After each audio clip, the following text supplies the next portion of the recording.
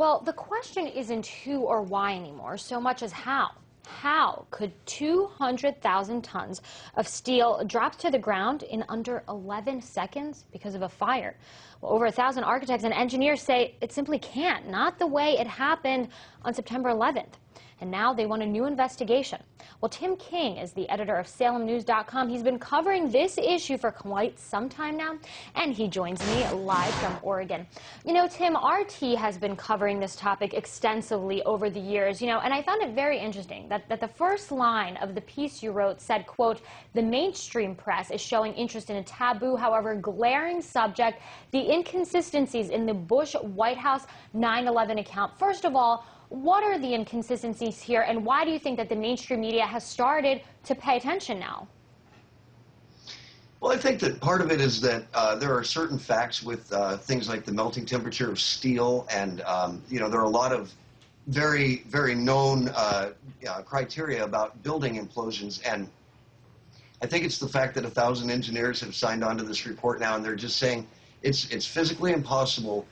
The version. And a lot of us, I think when the passports were showing up on the sidewalks of Manhattan just hours after the initial crash, really didn't have a lot of faith that we were going to get a real story.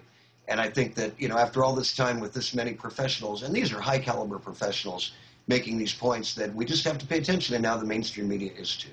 You also say, based on the interviews and research you had done, that a third building came down that day, wasn't hit by an airplane, but you write that it did contain a lot of records that certain members of the financial industry didn't miss. Can you elaborate a little bit on that?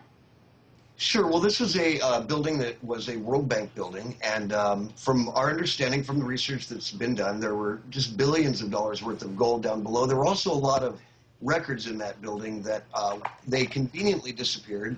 This is Security and Loan Administration scandal, a lot of things along those lines. They were records that these groups were not sorry to see vanish into thin air.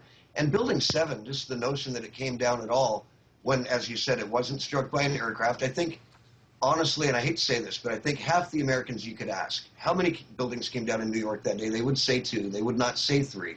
And Building 7 was a skyscraper. It was not as tall as the 2 main buildings, but it was very substantial.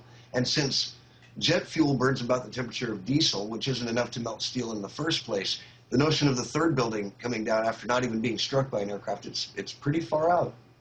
Well, I think it's safe to say that perhaps one of the reasons that this is not really written about or really talked about much in the mainstream media is that there is this sort of stigma around questioning the events of 9/11, that it's unpatriotic to do so. How would you respond to that?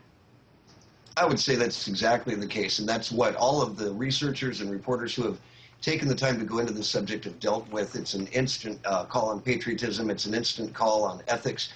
But in reality, it's a case where some of us that have the factual data, we just can't go on not bringing this forward. It's just too important of a subject. And yeah, I do believe that Americans have really had the wool pulled over their eyes firmly for all of this time. And it's a very hard one when you are an American to face this and try to put your mind around it. It's so painful to consider what could have happened. So does this piece in the Washington Times then signal that there could in fact be a formal inquiry, maybe a new investigation sometime in the near future?